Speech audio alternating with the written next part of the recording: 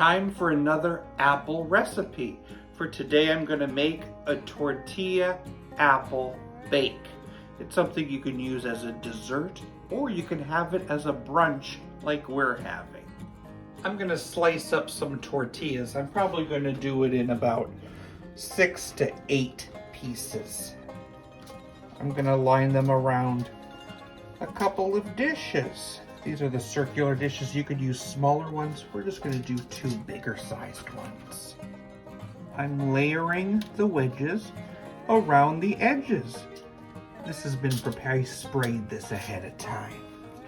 In a bowl, you're going to need 2 eggs, a cup of half and half, a 1/3 cup of sugar, teaspoon of cinnamon, teaspoon of vanilla, a little salt, and then whisk it all together. I'm going to divide this between the dishes and then let it rest for about 30 minutes.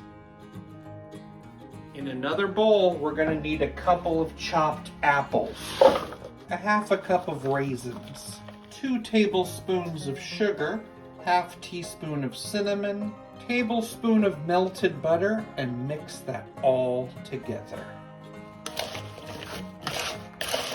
And divide them between your dishes, piling it in the middle.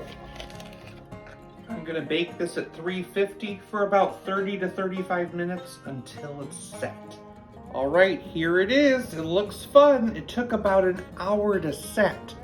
It would have been the normal time if I would have used the cups that look like this.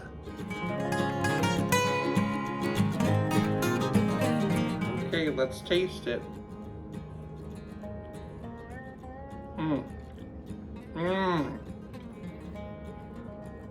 I love it. That cinnamon and sugar flavor with the apples. It's just so heartwarming.